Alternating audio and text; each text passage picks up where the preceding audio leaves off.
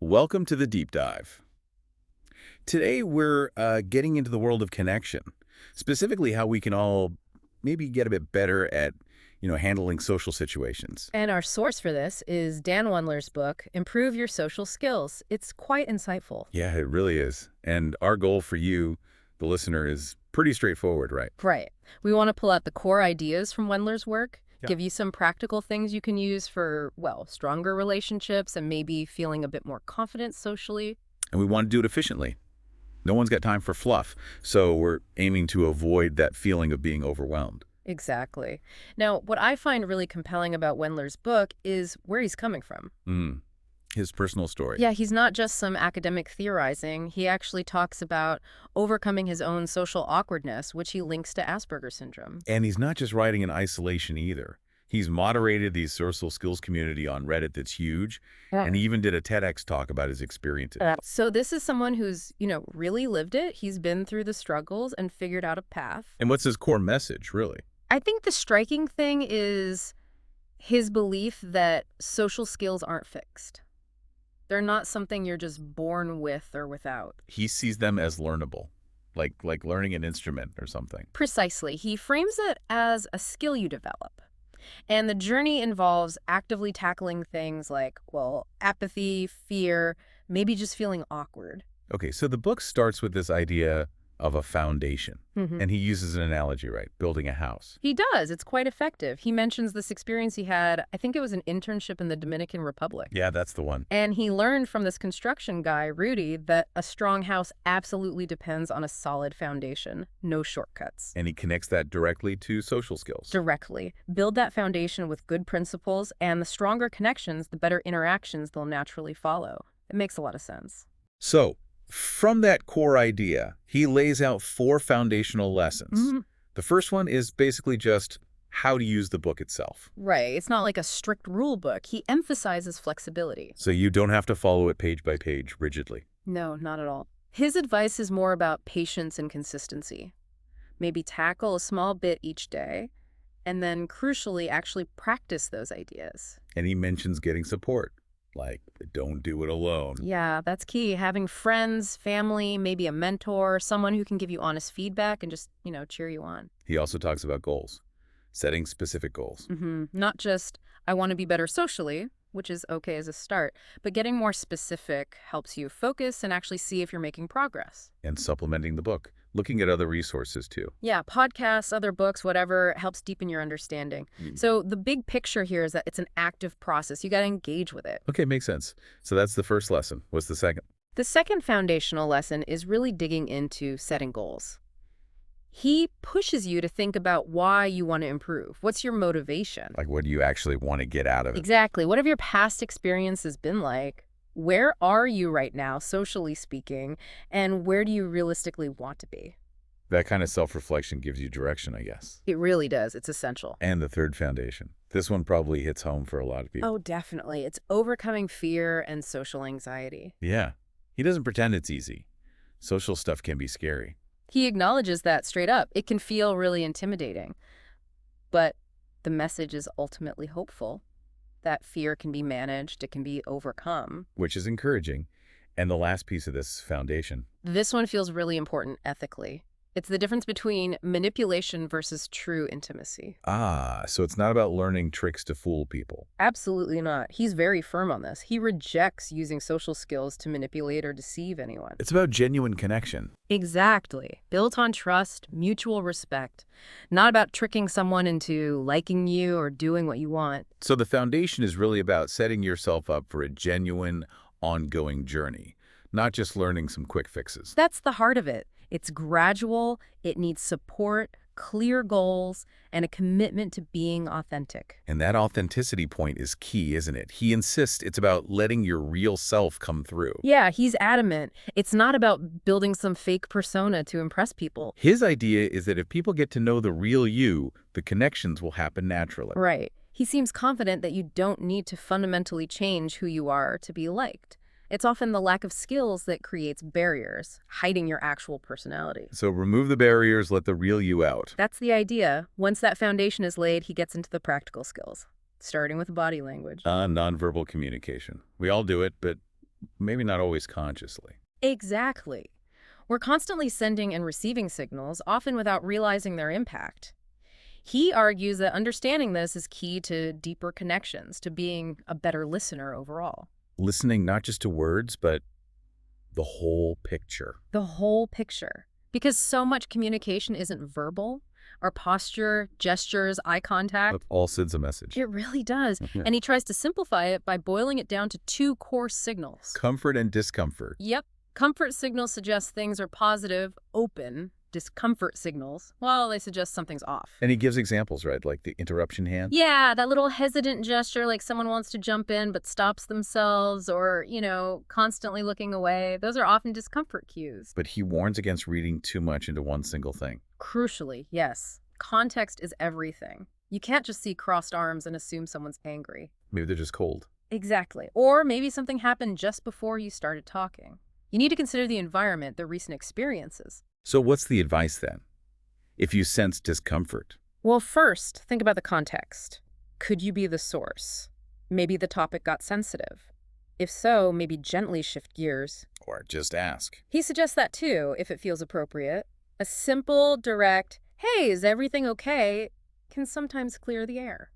And it's not just about reading others. It's our own body language, too. Just as important, because even if you're not thinking about it, others are subconsciously picking up on your signals. So warm, open posture helps people relax around you. Definitely. Whereas looking bored or closed off can create distance, even if you don't mean it to. And aligning words and actions, that's key. Hugely important. If you say you're interested but your body screams, I want to leave, that sends a really confusing mixed message. So be mindful of your own signals. Try to consciously project comfort when you want to connect. That's the practical takeaway. Be aware and project openness. Okay, so after body language, he moves into conversation, another area lots of people find tricky.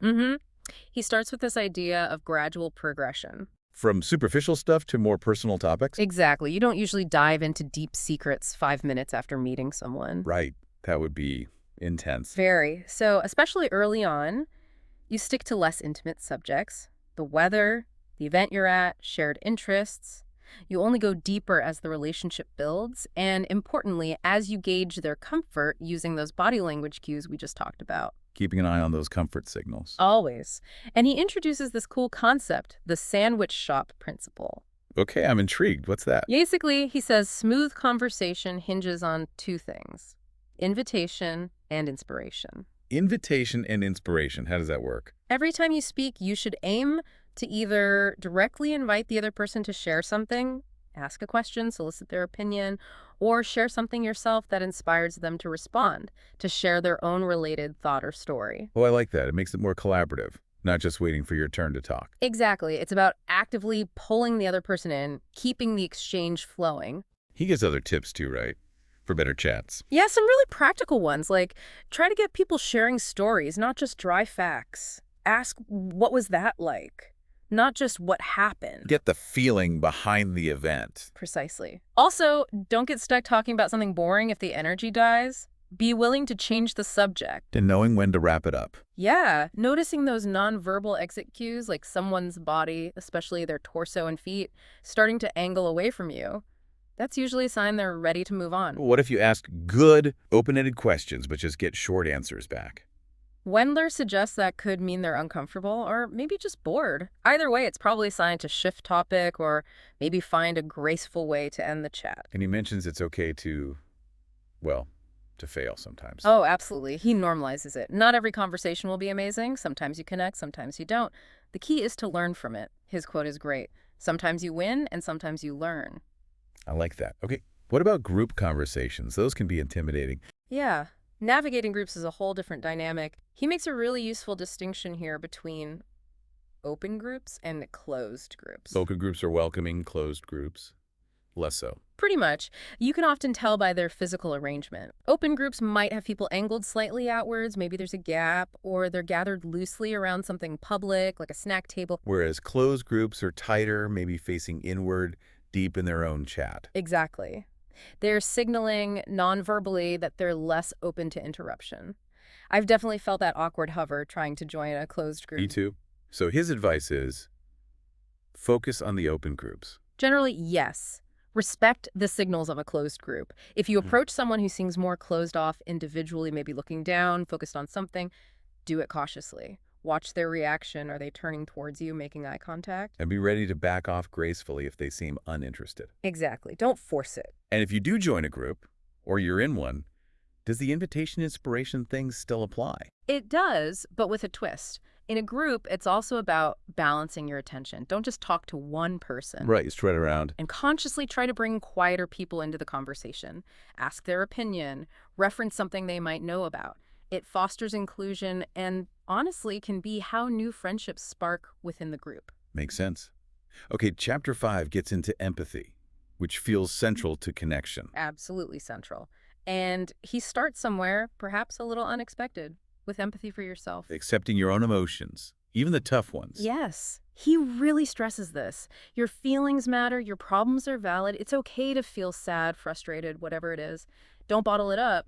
He actually tells readers to pause and reread that point. So give yourself permission to feel. And to process those feelings actively, maybe through reflection, like going for a walk or journaling or talking to someone you trust. And then turning that outwards towards others. Right. But he warns about what he calls the danger of your perspective. Meaning, seeing things only from our own point of view. Exactly. We all do it naturally. Empathy means consciously trying not to force your viewpoint onto others, but instead making a real effort to understand where they're coming from, seeing it through their eyes. That's a big shift. He also talks about energy levels in communication. Yeah, high energy versus low energy styles. High energy is like more animated, faster talking, louder maybe. Typically, yeah. Expressive, enthusiastic. Low energy is more reserved, quieter, calmer, fewer big gestures. Neither is inherently better or worse, they're just different styles. And the key is matching. Sort of. He calls it nonverbal energy matching. The idea is to subtly adjust your energy level to be closer to your conversation partners. So if they're calm and quiet, maybe don't be super hyper. Exactly. You don't want to mimic them or go over their energy level, but just kind of meet them where they are. Yeah. It can apparently help build rapport, make the connection feel smoother. Interesting. Okay, let's talk about meeting people. This is often the first hurdle, isn't it? It can definitely feel like one, but Wendler tries to break it down with some bedrock principles. Less intimidating that way. So where does he start? He starts with finding your group. His argument is that making friends is just easier in some environments than others. Like where? What makes a group good for connecting?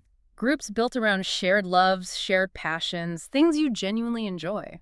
So if you love board games, join a board game group. If you love hiking. Exactly, because you automatically have common ground, built-in conversation starters. Rapport happens more naturally. His advice is basically, don't force yourself into groups you find boring just to meet people. Find your tribe. Makes sense. He also talks about everyday interactions, doesn't he? Yeah, everyday connections, those brief encounters we have all the time. The barista, the person on the bus. Right? We often treat them as purely functional, transactional, get coffee, pay, leave. But he sees them as opportunities. Opportunities for real person-to-person moments, seeing them as individuals, not just roles.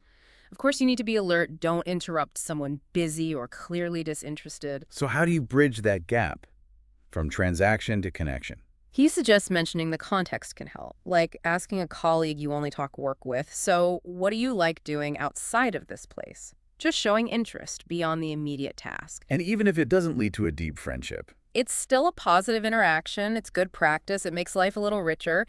He encourages making these small connections a regular habit. Okay, so you've met some people. Now, making friends. He says this is a skill too. Definitely. Something you can learn and get better at. And the first step is figuring out who makes a good friend. Yes. Identifying people who actually care about you, who you enjoy spending time with, and importantly, who let you be yourself. No judgment, no bullying, no pressure. He gives some questions to ask yourself. 3 simple ones. Does this person treat me well? Do I genuinely enjoy being around them? Do they seem like they want to spend time with me? And if the answer is yes to those, then prioritize building those connections. Focus your energy there. And how do you actually start the friendship?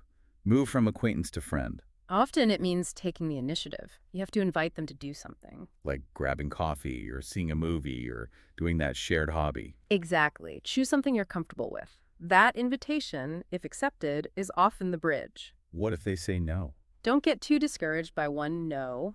Life happens, but he suggests maybe trying a couple more times. If you get, say, 3 rejections or non-committal answers in a row, then okay, maybe they're not interested in that kind of connection right now. Gotcha. And once a friendship starts, how do you deepen it? Nurturing it is key. He talks about being present, especially when things get tough for your friend. He quotes Henri Nouwen about touching our wounds with a warm and tender hand. That's powerful. So being supportive. Really supportive, which means listening more than talking, offering specific practical help, not just let me know if you need anything. Being humble with advice. Asking if they even want advice. Yes. And not telling them how to feel, just validating their emotions, meeting them where they are without minimizing what they're going through. That leads nicely into the next chapter, which is all about how to support your friends, both right in the moment and long term. Exactly. So in the moment, support boils down to listen deeply, be fully present, offer concrete help, be humble with advice, ask first. Don't dictate feelings, validate their experience. And crucially, don't make it about you. Oh, that's a big one. Resist the urge to turn their problem into a story about yourself. Keep the focus on them. And for longer term support. Follow up. Check in regularly. Offer support, but don't push. If they're not receptive, he suggests, maybe asking twice, then letting it go for a bit. Don't try to be their savior and solve everything for them. Encourage professional help if it seems needed. Definitely. And maybe even help them find resources like Psychology Today's Therapist Finder or Good Therapy. But also, and this is vital, recognize your limits. Practice self-care. You can't pour from an empty cup. And one more point. The friend has to want to get better themselves. Yeah, that's a tough but important one. You can support, but you can't force change or recovery. Avoid enabling a sort of victim mindset if that's happening. Right. Okay. Shifting gears a bit. The book gets into dating. It does. Covers the whole arc from meeting someone to long-term relationships, the social skills of asking someone out, first dates, all that. But he starts with the foundation again, right? Understanding healthy relationships first. Absolutely. He basically says all the dating skills are useless, maybe even harmful, if you don't know what a healthy connection actually looks like. He really urges readers to learn the warning signs of abusive relationships. So what are the pillars of a healthy relationship, according to him? He highlights 3 major principles. First, freedom and acceptance. Both people feel accepted for who they are, free to be themselves without fear of judgment. Meaningful lives outside the relationship. Both partners need their own friends, hobbies, goals, and they should support each other in those separate pursuits. The relationship shouldn't consume everything else. And third, shared selflessness, where both partners genuinely prioritize the other's happiness and well-being, often above their own immediate needs. It creates this beautiful interdependence built on safety and love. He warns against settling for less, for superficial or unhealthy dynamics. So how does he suggest starting a romance? Well, it's not magic. You don't just wait for the one to appear. You have to actually meet people, connect with lots of different people genuinely, like we talked about earlier. Throwing yourself out there. Exactly. Yeah. And then if attraction grows beyond friendship with someone and there are no red flags. How do you make that move from friend to something more? He acknowledges there's no single right way. His suggestion is to express your feelings authentically, creatively perhaps, but crucially, give the other person space to process and respond. Be prepared for any outcome, like maybe staying friends. Yes. And be grateful for the connection you already have, whatever the romantic outcome is. And if things do move forward romantically, building a relationship worth having. His big advice here is don't rush.